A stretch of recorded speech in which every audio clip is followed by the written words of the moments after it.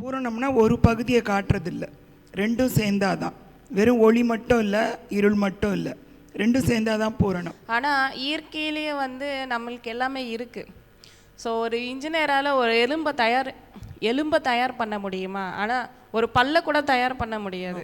நான் என்ஜாய் பண்ணுறேன்னு சொல்லிட்டு எப்போ உணவகமாக ஹோட்டலாக போயிட்டு சாப்பிட்றதாலையும் பணமும் விரயம், உங்களுடைய ஆரோக்கியமும் விரயமாகுது. அதுவும் தவறு அப்படின்ற விதத்தில் ரெண்டத்தையுமே அவர் சொல்லியிருக்காரு. நீ இறந்து போகிறதுக்கு முன்பே இந்த 5 புலங்களை ஜெயிச்சிரு. பஜ கோவிந்தம். கோன்னா இந்திரியங்கள், புலங்கள் 5 புலங்கள். நீங்கள் இப்போ ஒரு வேறு எண்ணங்கள் தாட்டில் இருந்திருப்பீங்க, இப்படிதான் வாழ்க்கைன்னு. இப்போ வேறு கருத்துக்கு மாறிட்டீங்க. எது இறந்து போச்சு? கருத்துக்கள் இறந்து போச்சு. நேச்சுரலாகவே நிறைய வேலைகள், ஃபிசிக்கலாக நாம் செய்கிற வேலைகள் நிறைய கிடையாது அவங்களுக்கு. உண்மையிலேயே கடவுள் நம்மளை அப்படி தான் படைச்சிருக்காராம். ஏன்னா நீங்கள் நல்லா யோசிச்சு பாருங்கள், ஒரு ஆப்பிள் கொடுக்குற சுவை நீங்கள் எப்படியாவது சமைக்க முடியுமா? நாமெல்லாம் நான் என்ன நினைக்கிறோம், மரணம்னா எல்லாமே முடிஞ்சிருச்சு, வாழ்க்கை முடிஞ்சிருச்சுடாப்பா சாமி அப்படின்னு நினச்சி நாம் கிளம்பியாச்சு அப்படின்னு நினைப்போம். ஆனால் அது கிடையாது. அது ஒரு புது ஸ்டார்ட், புது பிகினிங். சித்தர்கள் பற்றி நம்ம நிறைய கேள்விப்பட்டிருக்கோம், முதலே சொல்லியிருக்கேன். அதில் பூரணமாதி அடிக்கடி அந்த வார்த்தை வரும். பூரணம்னா என்ன? பூரணம்னா ஒரு பகுதியை காட்டுறதில்ல, ரெண்டும் சேர்ந்தாதான். வெறும் ஒளி மட்டும் இல்லை, இருள் மட்டும் இல்லை, ரெண்டும் சேர்ந்தாதான் பூரணம். நம்ம ராத்திரி பகல்னு பிரிக்கிறோம் இல்லையா, அப்படி கூட இருக்காதாங்க. நன்மை தீமை கூட இருக்காதான். அது ரெண்டும் சேரும்போது தான் அந்த பூரண நிலை. அதை பற்றி தான் சித்தர்கள் அடிக்கடி சொல்லியிருப்பாங்க. இதில் இந்த மிடில் பாத்து பற்றி, நம்ம மிடில் பாத்துன்னு ஏன் தேடுறோம்? ஏன்னா நமக்கு இந்த 5 புலன்கள்னால தான் எல்லாமே நம்ம ஏக்கப்படுறோம். அதனால தான் நம்ம அந்த பகுதிக்கே போகிறோம். அதாவது பௌதிக வாழ்க்கையில் நம்மளை ரொம்ப இழுக்கிறது அந்த 5 புலன்கள் தான். அதை கட்டுக்குள் கொண்டு வரணும், 5 புலனையும் அடக்கணும். அப்படி அடக்கினா தான் நம்ம அடுத்த நிலைக்கு போக முடியும். நமக்கு எல்லாருக்குமே ஒரு எண்ணம் இருக்கும், இந்த 5 புலன்களை நம்மளை கட்டுமீறி போயிடக்கூடாதுன்னு. இந்த பாடல் ரொம்ப ஆச்சரியமாக இருந்தது. இந்த தலைப்புக்காக தேடினப்போ தான் இந்த பாடல் எனக்கு கிடச்சிது. 5 நம்ம 5 புலன்கள் சொல்கிறோம் இல்லையா, 5ஐயும் அடக்கு என்பார்ன்றார், அறிவில்லாதவர்ன்றார். யாராவது உன்னை அடக்குன்னு சொன்னால் அவன் அறிவில்லாதவன்றார். 5ஐயும் அடக்கும் அமரரும் இல்லைன்றார். அமரர்னா தேவர்கள். இந்த தேவர் கூட அந்த 5ஐயும் அடக்க மாட்டாங்கன்றார். அப்படின்னா என்ன அர்த்தம்? அதை அடக்கணும்னு அவசியம் கிடையாது. அந்த 5ஐயும் அடக்குனா அசேதமாயிடும்ன்றார். அதாவது உனக்கு ஒரு குறைபாடு தான் வரும் இந்த நீ அடக்க முயற்சித்தினா. அந்த 5ஐயும் அடக்கா அறிவை அறிந்தேனேன்றார். இவர் சொல்கிறது சிவவாக்கியர். இந்த 5ஐயும் அடக்காத அறிவுனா என்ன அறிவு? அதுதான் ஞானம்.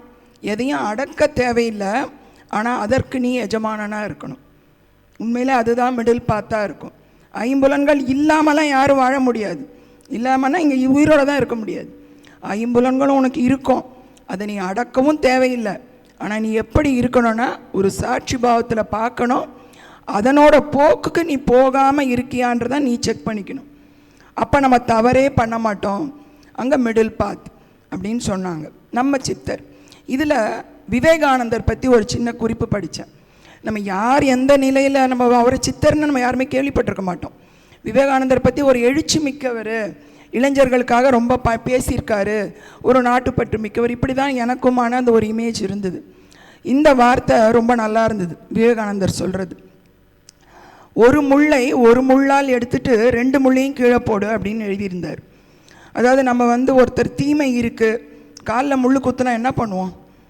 அது ஒரு மொக்கையான ஒரு பொருளால் எடுக்க முடியாது. அதையே ஒரு பின்னு மாதிரி ஏதாவது ஒன்று குத்தி தான் இந்த முள்ளை எடுப்போம். ஆனால் தீமையை விளக்கணும்னு ஒரு நன்மை செய்யும்போது அதுவுமே ஒரு தீமையாக மாறுன்றார்.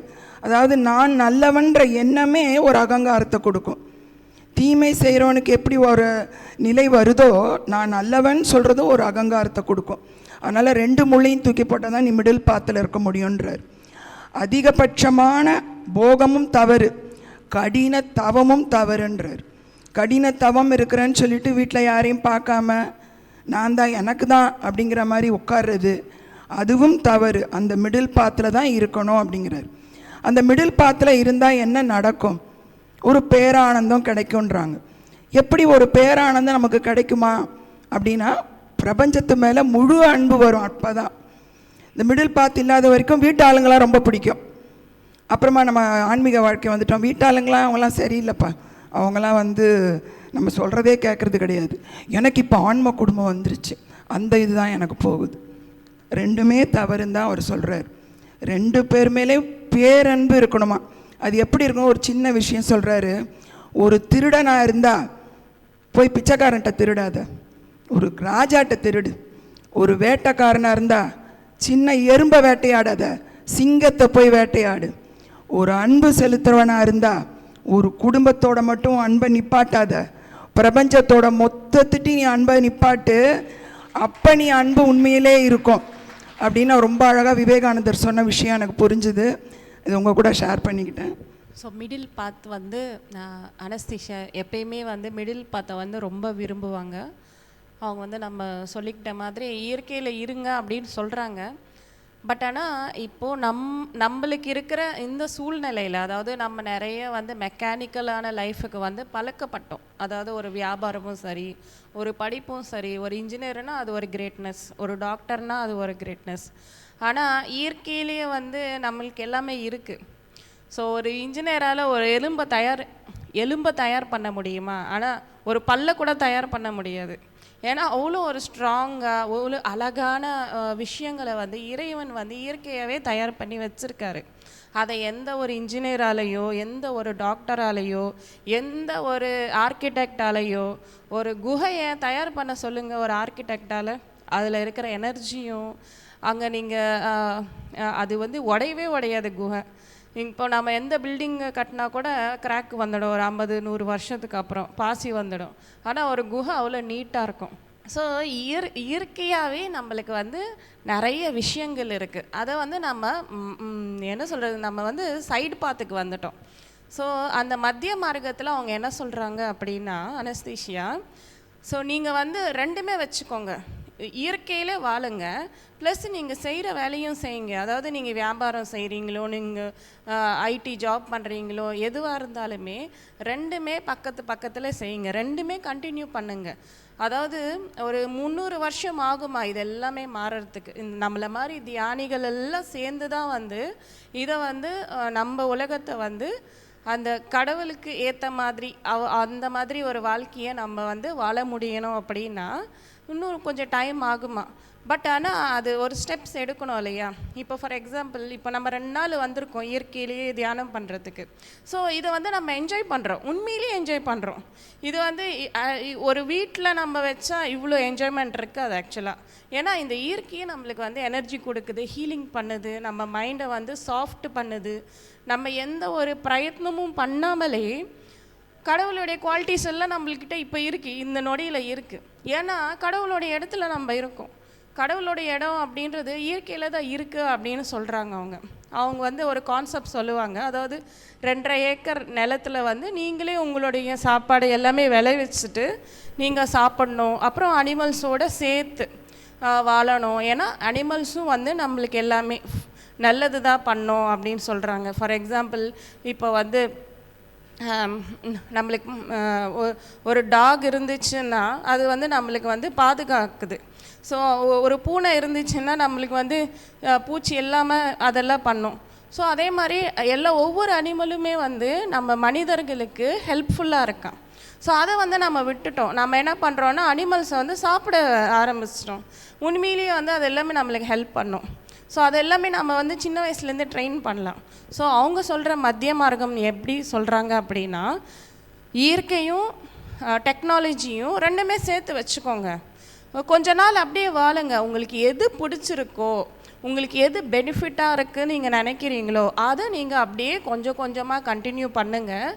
இந்த ஆர்டிஃபிஷியலாக இருக்கிற உலகத்தை கொஞ்சம் கொஞ்சமாக கம்மி பண்ணுங்கள். ஏன்னா நாம் இப்போ இருக்கிற உலகத்தில் ஆர்டிஃபிஷியாலிட்டி, எல்லார் கையிலும் மொபைல் இருக்கா? எத்தனை பேர் நாம் தியானம் பண்ணாலுமே டெலிபதியில் பேசுகிறோம். ஸோ உடனே எல்லாமே வராது. ஸோ கொஞ்சம் கொஞ்சமாக இதை நம்ம யூசேஜ், அந்த டெக்னாலஜி யூசேஜ் நம்ம கம்மி பண்ணிட்டே இந்த நம்மளுக்கு இயற்கையாக இருக்கிற அந்த டெலிபதியும் சரி, தேர்ட் ஐலையும் சரி, ஈவன் நம்ம பிரெயின் வந்து நம்மளோட ஹியூமன் மைண்டு வந்து எவ்வளோ ஒரு பவர்ஃபுல்லானதாக இருக்கும் அப்படின்னா, இப்போ இந்த ஸ்க்ரீனில் நம்ம பார்க்குறோம் இல்லைங்களா, அதே மாதிரி ஒரு ஸ்க்ரீனை வந்து நம்ம பிரெயின் பவரை யூஸ் பண்ணி க்ரியேட் பண்ணி என்னுடைய மைண்டில் என்ன இருக்கோ அதை வந்து நான் வந்து காட்ட முடியும். பட் அந்த அளவுக்கு வந்து நம்ம வந்து இன்னும் ரெடியாக இல்லை. ஏன்னா நிறைய ஆர்டிஃபிஷியல் திங்ஸ், நிறைய நம்ம வந்து அதை நோக்கி இன்னும் திங்கிங் கூட நம்ம ஸ்டார்ட் பண்ணலை. ஸோ நம்மளுக்குள்ளே அவ்வளோ ஒரு சக்தி இருக்குது அப்படின்னு. ஸோ அதனால் அந்த மத்திய மார்க்கத்தில் வந்து நம்ம அந்த இயற்கையை வந்து நம்ம முதல்ல ஃபாலோ பண்ணணும். அந்த இயற்கையும் டெக்னாலஜியும் ரெண்டுமே சேர்த்து வச்சுட்டு எது நம்மளுக்கு அதிகமாக பெனிஃபிட் கொடுக்குதோ அதை வந்து நீங்கள் ஃபாலோ பண்ணுங்கள். அப்போ தான் உங்களோட என்லைட்மெண்ட் வந்து சரியான பாதையில் போகும் அப்படின்னு சொல்கிறாங்க. ரொம்ப ரொம்ப நன்றி. லோப்சாங் ராம்பா மாஸ்டர் இந்த விஷயத்தில் என்ன சொல்கிறாரு அப்படின்னு நம்ம பார்த்தோம் அப்படின்னா, எல்லாருக்குமே அந்த மிடில் பாத் வேணும், ஞானம் வேணும், முக்தி அடையணும், மோட்சம் அடையணும், எல்லாமே வேணும். ஆனால் அதே சமயத்தில் எப்படி சாத்தியமாகும்னா அதற்கு உங்கள் பௌத்திக உடல் தான் யூஸ் பண்ணணும் அப்படின்னு சொல்கிறாரு. இந்த பௌத்திக உடலை ஒரு கருவியாக யூஸ் பண்ணி உங்களுடைய இந்த ஆன்மீக வளர்ச்சிக்கும் உங்களுடைய அந்த பாதைக்கும் நீங்கள் போகிறதுக்கு இந்த பௌத்திக உடலையே யூஸ் பண்ணுங்க. அதை வந்து ஒதுக்கிடாதீங்க. கடுமையான தவங்கள் போகிறதுக்கோ இல்லை நிறைய என்ஜாய்மெண்ட்க்கோ போகாமல் இந்த உடலை வந்து சரியான விதத்தில் பயன்படுத்தி முன்னேற்றத்தை பாருங்கள் அப்படின்னு சொல்கிறாரு. அதே மாதிரி நாம் என்ன பண்ணுறோம், நான் வந்து இவ்வளோ நாள் நான் விரதம் இருக்கேன் அப்படின்னு இந்த உடலை வந்து கடுமையாக அதுக்கு வந்து எதையுமே கொடுக்காம அதை டோட்டலாக ஸ்டாப் பண்ணிடுறோம். அதை கூட தவறு. என்ன என்ஜாய் பண்ண சொன்னாங்க, நான் அனுபவிக்க போகிறேன் அப்படின்னு சொல்லிட்டு என்ஜாய் பண்ணணுமா லைஃப்பை, இல்லைன்னா வேஸ்ட்டு அப்படின்னு சொன்னாங்கன்னு சொல்லிட்டு எப்போவுமே அந்த என்ஜாய்மெண்ட்லேயே இருக்காதீங்க. அதாவது நான் நிறைய நல்லா சாப்பிடணும், இந்த ஒரு வாழ்க்கை தான் இருக்குது, நான் டெய்லி ஹோட்டலுக்கு போயிட்டு டெய்லி நான் நல்லா சாப்பிட்டுட்ருக்கேன், அந்த மாதிரியும் வாழாதீங்க அப்படின்னு சொல்லிகிட்ருக்காரு.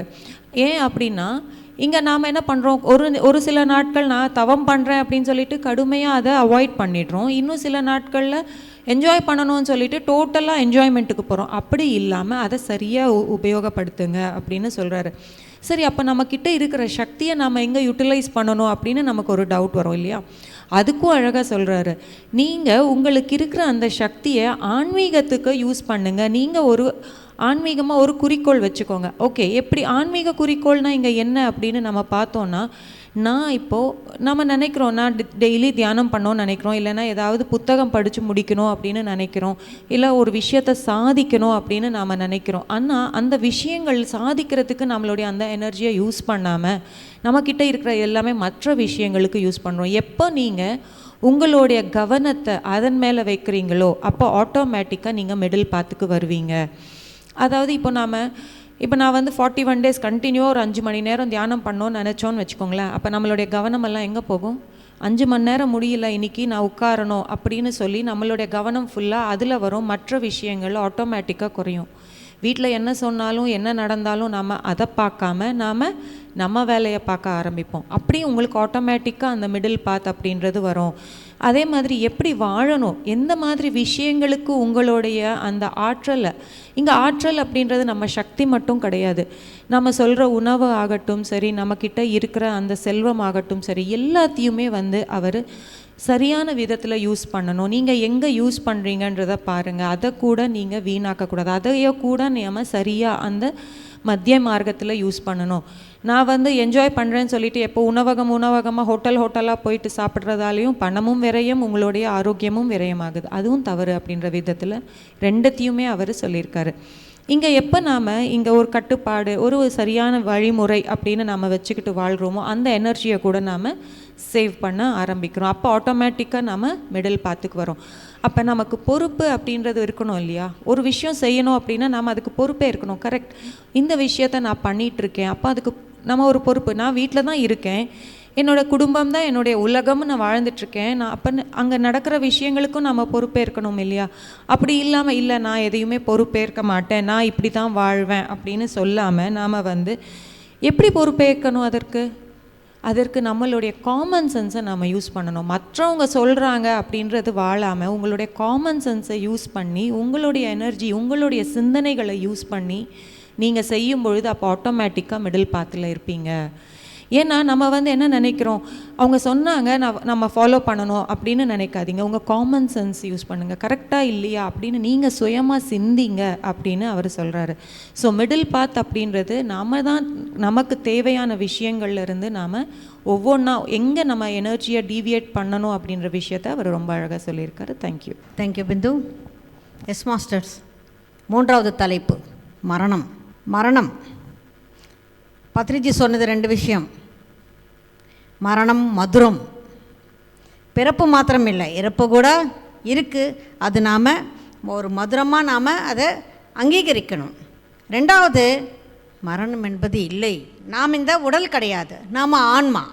ஆன்மாவுக்கு பிறப்பே தவிர இறப்பு என்பது இல்லை. ஸோ இந்த உடல் தான் போகுதே தவிர ஆன்மா அப்படியே தான் இருக்குது. இப்போ காலையில் ஒரு ட்ரெஸ் போட்டுக்கிட்டேன், இப்போ இன்னொரு ட்ரெஸ் போட்டுக்கிட்டேன். அதே மாதிரி தான் ஆன்மா இப்போ ஒரு உடலை எடுக்குது, அதுக்கப்புறமா இன்னும் தேவைப்பட்ட நிறைய பிறவிகள் நிறைய உடல்கள் என்பது எடுக்கும். அது ஆன்மாவுக்கு உடல் என்பது ஒரு ஆடை மாதிரி. இப்போ ஆடை ஒன்று கிழிஞ்சிட்டா நம்ம எடுத்து போட்டுடுறோமே தவிர அதுக்காக நாம் அழுகிறோமா ஒன்றும் கிடையாது. ஸோ மரணம் என்பது இல்லவே இல்லை.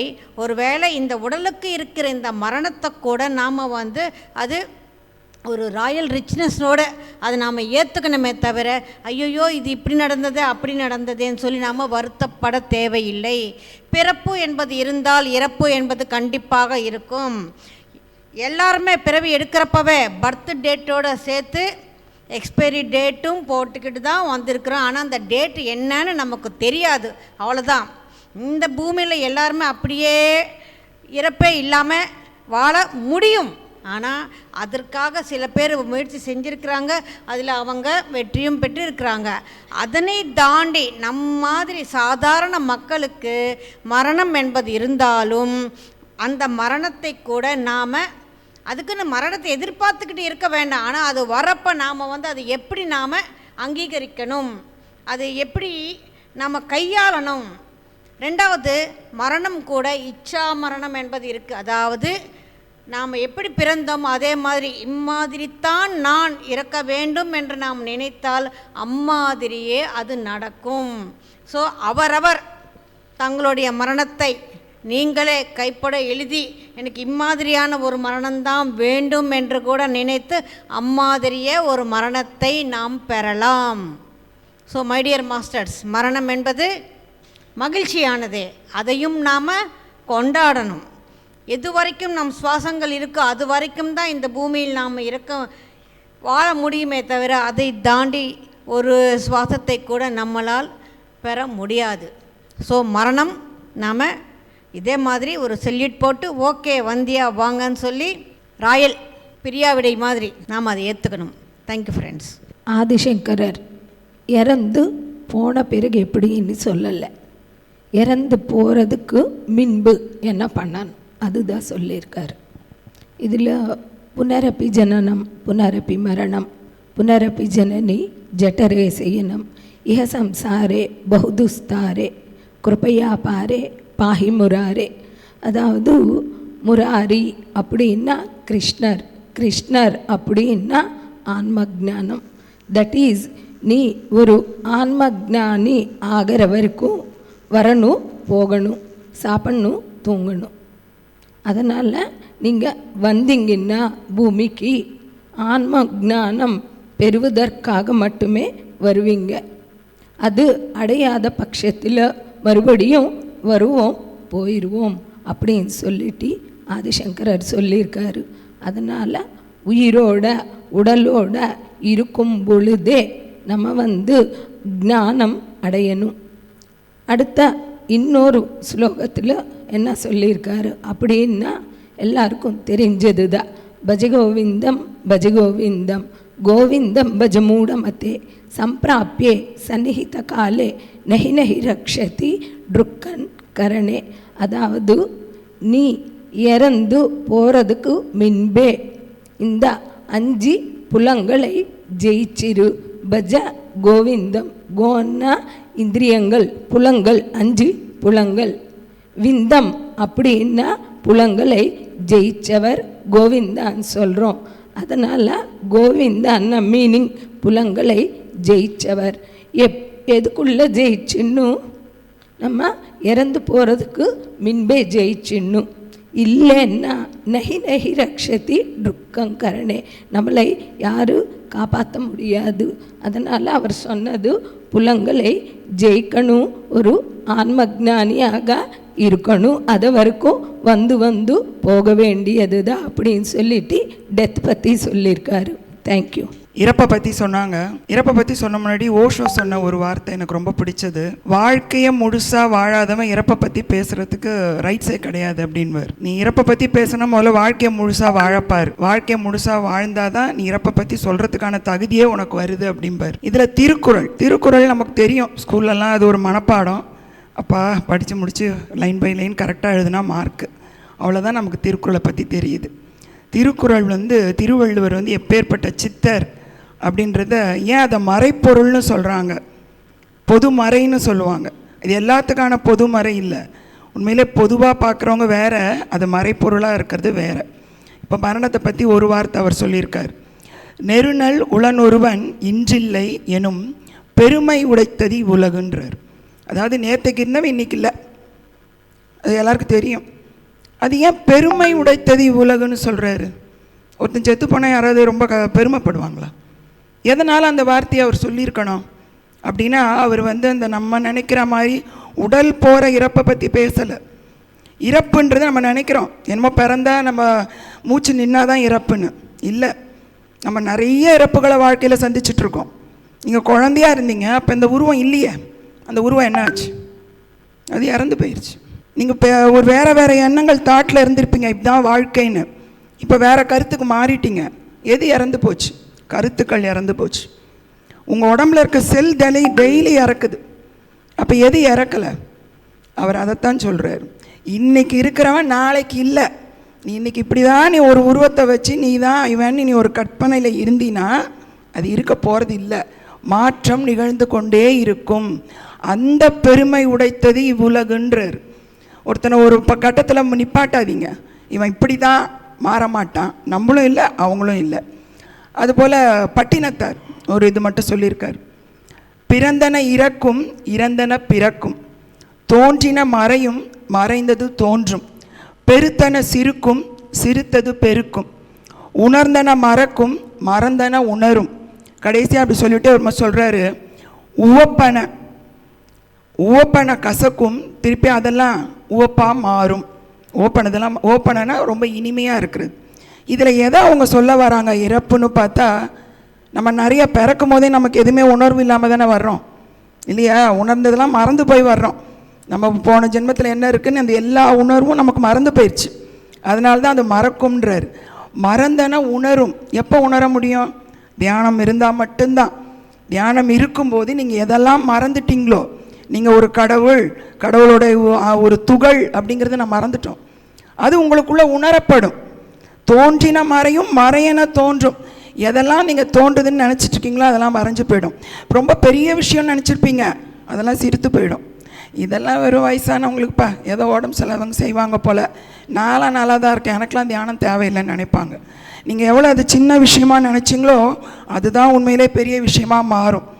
இந்த இறப்புகளை முதல்ல நம்ம சந்திக்க பழகிட்டா, நம்ம இறப்புன்னு நினைக்கிற கடைசி இறப்பு ஒரு இறப்பாகவே இருக்காது. அதை வரவேற்க நம்ம தயாராகிடுவோம். அதனால் இறப்பை பற்றி யாருமே பயப்பட வேண்டாம். முதல்ல இங்கே நடக்கிற இறப்புகளை ஒழுங்காக நம்ம கவனித்தாலே வாழ்க்கையில் நம்ம இங்கே ஒழுங்காக வாழ ஆரம்பிப்போம். இறப்பை பற்றி கவலையே இல்லைன்னு எல்லா சித்தர்களும் சொல்கிறாங்க. வாய்ப்புக்கு நன்றி. ஸோ மரணத்தை பற்றி அனஸ்தீசியா என்ன சொல்கிறாங்கன்னா, அந்த அந்த வேர்டை கூட யூஸ் பண்ணாதீங்க அப்படின்னு சொல்கிறாங்க. ஏன்னா ஒருத்தர் மரண படுக்கையில் இருந்தால் கூடமே மரணத்தை பற்றி யோசிக்கக்கூடாதான். எப்பயுமே அவங்களுடைய லைஃப் பற்றி தான் யோசிக்க சொல்கிறாங்க. ஸோ அடுத்து நாம் என்ன ஆகணும், அடுத்த லைஃப் டைம் எப்படி அப்படின்னு எப்பயுமே ஒரு லைஃப் பற்றி தான் அவங்க யோசிக்க சொல்கிறாங்க. மரணம் அப்படின்ற ஒரு வேர்டை யூஸ் பண்ணாதீங்க அப்படின்னு சொல்கிறாங்க. ஏன்னா நம்மளுக்கு ஒரு கதை சொல்லுவாங்க. மரண தேவதை வந்துட்டு பிரம்மர்கிட்ட பிரம்மர் எல்லாரையும் அவர் தான் உருவாக்குனார் இல்லையா, அவர்கிட்ட போய் கேட்குமா, உன்னுடைய இந்த உலகம் வந்து ரொம்ப அருமையாக இருக்குது, எவ்வளோ ஒரு அருமையான உலகத்தை வந்து உருவாக்கி வச்சுருக்க, மனிதர்கள் வந்து ரொம்ப அருமையாக இருக்காங்க, ஆனால் இவங்கள போய் நீ வந்து கொல்ல சொல்கிறியே, அது என்னால் முடியாது, எனக்கு ரொம்ப கஷ்டமான விஷயம் அப்படின்னு சொல்கிறாங்க. அப்போ பிரம்மதேவதை என்ன சொல்லுவாங்கன்னா, நீ அதெல்லாம் எதுவுமே கவலைப்படாத, மனிதனே வந்து அவனே உருவாக்கிப்பான், அவனுடைய கஷ்டங்களை அவனே உருவாக்கிக்கிட்டு அவனே விரும்புவான் மரணம் அடையணும்னு, அப்போ தான் நீ வந்து போகணும். ஏன்னா மனிதனுடைய இச்சைக்கு ஆப்போசிட்டாக எதுவுமே பண்ண முடியாதான், மனிதனுக்கு இஷ்டம் இல்லாமல் எதுவுமே செய்ய முடியாதான். ஸோ அவனுடைய விருப்பத்தோடு தான் மரணம் அப்படின்றதும் வந்து நம்மளுடைய விருப்பத்தோடு தான் நம்மளுக்கு வந்து சேருதான். ஸோ அதனால் அவனே வந்து 1000 கஷ்டங்கள் அவனே உருவாக்கிப்பான், அதுலேயே அவனே விரும்புவான் எனக்கு மரணம் வேணும் வேணும்னு. அப்போ தான் நீ போய் அவனுக்கு வந்து நிம்மதியாக கொடு, அவ்வளோதானே தவிர உன்னை யாருமே வெறுக்க மாட்டாங்க அப்படின்னு சொல்கிறாங்க. ஸோ இதில் இருந்து நான் தெரிஞ்சுக்க வேண்டிய விஷயம் என்னன்னா, மரணம் அப்படின்றது வந்து நாம் விருப்பப்பட்டால் தான் வரும். அதாவது நம்மளுடைய அன்றாடம் வாழ்க்கை வந்து ரொம்ப கஷ்டமாக தயாராகிருக்கு. இப்போ இருக்கிற சூழ்நிலையில் வந்து தினமும் நம்ம வந்து டெய்லி இப்போ இங்கே வந்து 2 நாள் ரொம்ப ஹாப்பியாக இருக்கும். நிறைய பேர் கேட்குற கொஷின் என்னென்னா, நான் வந்து ப்ரோக்ராம் இது நான் தியானம் பண்ண ஃபஸ்ட்டில் கூட நான் வந்து ஃபேஸ் பண்ணேன். இந்த மாதிரி ப்ரோக்ராமில் வந்து நம்ம மணிக்கணக்காக தியானம் பண்ணுறோம், ஆனால் வீட்டுக்கு போன அப்புறமா வந்து அவ்வளோ டைம் நம்மளால் கொடுக்க முடியல, அவ்வளோ நேரம் நம்மளால் உட்கார முடியல. இங்கே வந்து ஒரு 10 hours தியானம் பண்ண நாள் கூட இருக்குது. ஆனால் வீட்டுக்கு போய் 1 மணி நேரம் ரொம்ப கஷ்டப்பட்டு நம்ம பண்ணுறோம். ஏன்னா அன்றாடம் வாழ்க்கையில் அவ்வளோ ஒரு ப்ராப்ளம்ஸ் இருக்குது. நம்ம டெய்லி சமைக்கணும், டெய்லி நம்ம வீட்டில் இருக்கிற அந்த சம்சாரம் வந்து ரொம்ப கஷ்டமான விஷயமா இருக்குது. நம்ம வந்து ஜாபுக்கு போகணும், சம்பாதிக்கணும், எல்லாமே நம்ம வந்து ஒவ்வொரு விஷயமும் வந்து இயற்கையிலே வருது எல்லாமே, ஆனால் அது எல்லாமே நம்ம காசு கொடுத்து வாங்குற மாதிரி இருக்குது. அந்த காசை வந்து நம்ம மறுபடியும் சம்பாதிக்கிற மாதிரி இருக்குது. ஸோ நிறைய பேருக்கு வந்து நிறைய ப்ராப்ளம்ஸ் இருக்குது. ஏன்னா எல்லாமே வந்து பணம் சம்பந்த ப்ராப்ளம்ஸ் தான். பட் இங்கே பார்த்தீங்கன்னா நீங்கள் எந்த இதுவும் இல்லை, ஆனால் அமைதியாக இப்போ வந்து சமைக்கணுன்ற சிந்தனை இல்லை. ஸோ இவங்க என்ன பண்ணுறாங்க அவங்க என்ன பண்ணுறாங்கன்னு ஒரு திங்கிங் கிடையாது, வெறும் உங்களுடைய ஆன்ம திங்கிங் தான் இருக்குது. இந்த மாதிரி நம்ம தினமும் வாழணும். அதுக்கு தான் அவங்க வந்து இயற்கையை வந்து ரொம்ப ஸ்ட்ரெஸ் பண்ணி ஏன் சொல்கிறாங்க அப்படின்னா, அவங்களுடைய வாழ்க்கை விதானம் எப்படி இருக்குன்னா, அவங்க வந்து ஆக்சுவலாக ஒரு வேதிக் பீப்புள். அனஸ்தீஷியா வந்து ஒரு மறைமுகமாக வாழ்கிற ஒரு வேத்ரஸ் கம்யூனிட்டியை சேர்ந்தவங்க. அவங்களுடைய வாழ்க்கை முறை வந்து எல்லா ஜீவராசிகளோடு சேர்ந்து வாழ்கிறாங்க அவங்க. ஸோ அவங்களுக்கு ஒரு குழந்தை பிறந்தா ஒரு நரி வந்து வளர்க்குது. அவங்க வந்து ஒரு -28 degrees டெம்பரேச்சரில் இருக்காங்க, ஐஸ் கோல்டில் ரஷ்யாவில் இருக்காங்க. ஸோ அவங்களுக்கு ஒரு குழந்தை பிறந்தா ஒரு கரடி வந்து அந்த குழந்தைக்கு வந்து அந்த என்ன சொல்கிறது கரடியோடைய ஸ்கின்னு வந்து ஒரு ஸ்வெட்டர் மாதிரி வேலை செய்யுது, அந்த வெப்பம் வந்து அந்த கரடி கொடுக்குது. ஸோ அவங்களுக்கு வந்து அந்த குழந்தைங்களை வளர்க்கணும் அப்படின்ற டென்ஷன் கிடையாது. அப்புறம் அனஸ்தீஷியாவுக்கு பசிச்சதுன்னா ஒரு விசில் போட்டால் அணில் வந்து அந்த பைன் ட்ரீஸில் இருக்கிற விதைகள்லாம் உரித்து கொடுக்குறோம். ஸோ அதை அப்படியே சாப்பிட்டுடுவாங்க, அவங்களுக்கு அதுவே போதும். ஸோ அந்த மாதிரி அவங்களுக்கு வந்து நேச்சுரலாகவே நிறைய வேலைகள், ஃபிசிக்கலாக நாம் செய்கிற வேலைகள் வந்து நிறைய கிடையாது அவங்களுக்கு. உண்மையிலேயே கடவுள் வந்து நம்மளை வந்து அப்படி தான் படைச்சிருக்காராம். ஏன்னா நீங்கள் நல்லா யோசிச்சு பாருங்கள், ஒரு ஆப்பிள் கொடுக்குற சுவை நீங்கள் எப்படியாவது சமைக்க முடியுமா? உங்களால் சமைக்க முடியும். ஒரு ஆரஞ்சோ ஒரு வாழைப்பழமோ நம்மளால் தயார் பண்ணவே முடியாது. ஸோ அந்த மாதிரி இயற்கையாக இருக்கிற விஷயங்களை வந்து அவங்க வந்து அதை அப்படியே நீங்கள் யூஸ் பண்ணுங்க அப்படின்னு சொல்கிறாங்க. ஸோ அந்த மாதிரி நம்ம வாழ்கிறத அதுதான் நம்ம பார்த்த மத்திய மார்க்கத்தில் 2மே நம்ம யூஸ் பண்ணலாம் அப்படின்ட்டு. ஸோ அப்படி நம்ம பழக ஃபஸ்ட் ஆஃப் ஆல் சம்சாரம் அப்படின்றது ஒரு பாரமாகவே இருக்காது. ஃபஸ்ட்டு நம்மளுக்கு என்ன ஆச்சுன்னா, நம்மளோட எண்ணங்களும் இந்த பண கஷ்டங்கள் வந்துட்டு நம்மளுக்கு வந்து சம்சாரம் அப்படின்றது ரொம்ப ஒரு பாரமான விஷயமாக மாற்றிடுச்சு. ஃபஸ்ட்டு அதை வந்து நம்ம வந்து அதிலேருந்து வெளியே வரணும், அந்த பாரத்துலேருந்து நம்ம வெளியே வரணும். அப்போ தான் உண்மையிலேயே வந்து மனிதனாக வாழ்கிறது வந்து இவ்வளோ ஒரு இனிமையான விஷயமா, ஒரு ஹாப்பியான விஷயமா, அந்த ஒரு ஹாப்பினஸ், அந்த ஒரு ஃபேமிலியில் இருக்கிற மேடம் கூட சொன்னாங்க, சித்தர்கள் வந்துட்டு அன்பை வந்து ரொம்ப ஒரு அவ்வளோ அன்போடு வாழணும் அப்படின்னு சொல்கிறாங்க அப்படின்னு. ஸோ அன்போடு நம்ம எங்கே வாழறோம்? நம்ம சம்சாரம் பாரமானதில் ரொம்ப சோகத்தோடு வாழ்கிறோம். நம்ம தியானம் பண்ணாதான் அந்த நொடியில் நம்மளுக்கு ஹாப்பினஸ் வருது. ஆனால் 24 மணி நேரமும் நம்மளுக்கு ஹாப்பினஸ் இருக்கா? ஸோ அந்த அன்போடு நம்ம வாழணும். நம்ம பிள்ளைங்களை வந்து அன்போடு வளர்க்கணும். நம்ம பெரியவங்களை அன்போடு ட்ரீட் பண்ணணும். ஸோ இப்போ பார்த்தீங்கன்னா பெரியவங்க ஆகிட்டா நிறைய வியாதிகளும் வந்துடுது. அவங்கள எங்கே நம்ம அன்போடு ட்ரீட் பண்ணுறோம்? 1 நாள் 2 நாள். ஆனால் அவங்களுடைய சொன்னபடி நம்ம வாழ்ந்துட்டா ஒரு 200-300 வருஷம் வந்து ரொம்ப ஹெல்த்தியாக வாழ்ந்துட்டுருக்காங்க. ஏன்னா அனஸ்தீஷியாவுடைய தாத்தா முத்தாத்தா அவங்க எல்லாருமே வந்து ஃபோர்ஃபாதர்ஸ் கூட வந்துட்டு 300 வயசு மேலே ரொம்ப ஹெல்த்தியாக வாழ்ந்துட்டுருக்காங்க. ஆனால் அந்த சூழ்நிலை நம்மளுக்கு கிடையாது. அவங்க வந்து காலங்காலமாக ரொம்ப யுகங்களாக அந்த ஃபேமிலி ட்ரீ வந்துட்டு அப்படி தான் அவங்க வாழ்ந்துகிட்ருக்கு, அப்படி தான் அவங்க கண்டினியூ பண்ணிகிட்ருக்காங்க. ஆனால் நாம் வந்து எல்லாமே மறந்துட்டு ஈவன் நம்மளுடைய ஒரு 100 வருஷத்துக்கு முன்னாடி முன்னோர்கள் வாழ்ந்த விதத்தை கூட நம்ம வந்து விட்டுட்டு ரொம்ப ஒரு ஆர்டிஃபிஷியலான லைஃப் தான் நம்ம வாழ்ந்துகிட்ருக்கோம். அதை வந்து நம்மளே அனலைஸ் பண்ணணும், நம்மளுக்குள்ளே அனலைஸ் பண்ணணும். இதுதான் மரணத்தோடைய ப்ராப்ளமும். நம்ம வந்து இருக்கிற பிரச்சனைகள்லேருந்து எஸ்கேப் ஆகிறதுக்கு தான் நம்ம வந்து மரணத்தை தேடுறோமே தவிர வாழ்க்கையோட இனிமையை என்ஜாய் பண்ணுறதுக்கு என்ன தேடணும்? ஸோ நம்ம எண்ணங்களை வந்து நம்ம கொஞ்சம் கொஞ்சமாக நம்ம மாற்றிட்டே போனோன்னா அந்த மரணம் அப்படின்றது வந்து தேவை இருக்காது ஆக்சுவலாக. ஸோ நீங்கள் வந்து உங்களுடைய லைஃப் டைமை வந்து நீங்கள் எப்போ போர் அடிக்குதோ எப்போ வரைக்கும் வாழணுமோ அப்போ வரைக்கும் வாழலாம் அப்படின்னு சொல்கிறாங்க. Thank you master. And Lobsang Rampa master பார்த்திங்கன்னா அவர் ரொம்ப அழகாக சொல்லுவார், இதே மாதிரி தான் சொல்லுவார். மரணத்தை வந்து ஒரு எண்டை பார்க்காதீங்க அப்படின்னு சொல்லுவார். ஏன்னா அது ஒரு புது பிகினிங் அப்படின்னு சொல்லுவார். அது எண்ட் கிடையாது. நாமெல்லாம் என்ன நினைக்கிறோம், மரணம்னா எல்லாமே முடிஞ்சிருச்சு, வாழ்க்கை முடிஞ்சிருச்சுடா அப்பா சாமி அப்படின்னு நினச்சி நாம் கிளம்பியாச்சு அப்படின்னு நினைப்போம். ஆனால் அது வந்து கிடையாது. அது ஒரு புது ஸ்டார்ட், புது பிகினிங், புதுசாக துவங்குது அப்படி நினைங்க அப்படின்னு ஃபஸ்ட்டு விஷயமா சொல்லுவார். அது மட்டும் இல்லாமல் பத்ரி சார் என்ன சொல்லுவார் தெரியுமா, உங்களுக்கு மரணத்தை பற்றின விஷயங்கள் தெரியணும்னா லோப்சாங் ராம்பா மாஸ்டர் எழுதிய புத்தகங்களை படிங்க. அதில் வந்து ஒவ்வொரு புத்தகத்துலேயும் இந்த மரணத்தை பற்றி ரொம்ப அழகாக சொல்லியிருக்காங்க. அதாவது நம்ம மரணிக்கும் பொழுது என்ன நடக்கும், அந்த ஆன்மா இந்த உடலை விட்டு பிரியும் போது என்ன நடக்குது, மரணத்துக்கு அப்புறம் என்ன நடக்குது, அதுக்கப்புறமா மறுபடியும் அந்த ஆன்மா பிறக்குது இல்லையா, அது எப்படி நடக்குது, அந்த டிசைனிங் எப்படி நடக்குது, எல்லாமே அந்த புத்தகத்தில் அழகாக கொடுத்துருக்காங்க. ஸோ நீங்கள் உங்களுக்கு மரணமை பற்றி உங்களுக்கு அந்த பயம் இருக்குது அப்படின்னா இந்த புத்தகத்தை படித்தா போதும் அப்படின்னு ரொம்ப அழகாக சொல்லியிருக்காங்க. ஏன்னா அதில் வந்து நமக்கு அவர் எழுதின புத்தகத்தில் அந்த புத்தகம் இருக்குது, டெத் இருக்குது, யூ ஃபார் எவர் அப்படின்றத படிக்கும்பொழுது நமக்கு ஒவ்வொரு புத்தகத்துலேயும் ஒவ்வொரு இன்ஃபர்மேஷன் நமக்கு கொடுத்துருக்காங்க. 3 lives அப்படின்ற அந்த புத்தகத்தில் படிக்கும்பொழுது ஒவ்வொன்றுமே தெரிஞ்சுக்கிட்டே இருக்குது. அப்போ நம்ம என்ன பண்ணணும், அந்த புத்தகத்தை படிக்கணும். நம்ம என்ன நினைக்கிறோம், நம்ம ஒவ்வொரு முறையுமே வந்து நாம் இறக்குறோம், நம்ம பிறக்க மாட்டோம்னு நினைக்கிறோம், ஆனால் எங்கேயோ போய் வாழ்கிறோம்னு நினைக்கிறோம். ஆனால் நம்ம இறந்ததுக்கப்புறமா எங்கே போயிருக்கோன்னா அந்த ஆஸ்ட்ரல் உலகங்களில் நாம் இருக்கோம். அதுக்கப்புறமா நாம் மறுபடியும் இப்போ சார் சொல்லியிருக்காருல, நம்மளே தான் எல்லாத்தையுமே உருவாக்கிக்கிட்டு நம்ம வரோம், எல்லாமே நம்ம க்ரியேட் பண்ணிட்டு வரோம். அது எல்லாமே அவர் ரொம்ப அழகாக அதில் எக்ஸ்பிளைன் பண்ணியிருக்கார். ஆனால் நாம் வந்து ஃபஸ்ட்டு ஸ்டெப்பாக நினைக்க வேண்டியது என்ன அப்படின்னா, நாம் மரணிச்சா எல்லாம் முடிஞ்சிருதுன்னு நினைக்காம புதுசாக நாம் துவங்க ரெடி ஆகிட்டோம், துவங்க போகிறோம்ன்ற விஷயத்தை தெரிஞ்சுக்கோங்க.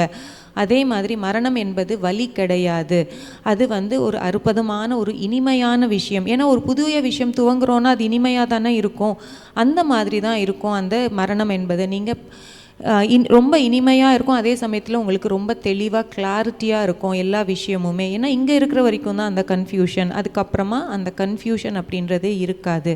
ஏன்னா நாம் இந்த பள்ளிக்கூடத்தில் கொஞ்ச நாள் படிக்க வந்திருக்கோம், அதுக்கப்புறமா நம்ம வீட்டுக்கு போயிட போகிறோம். வீட்டுக்கு போகிறோன்னா எல்லாருக்குமே சந்தோஷம் தானே, அந்த கிளாரிட்டி உங்களுக்கு கிடைக்கும்னு ரொம்ப அழகாக சொல்லியிருக்கார் அவர். So thank you.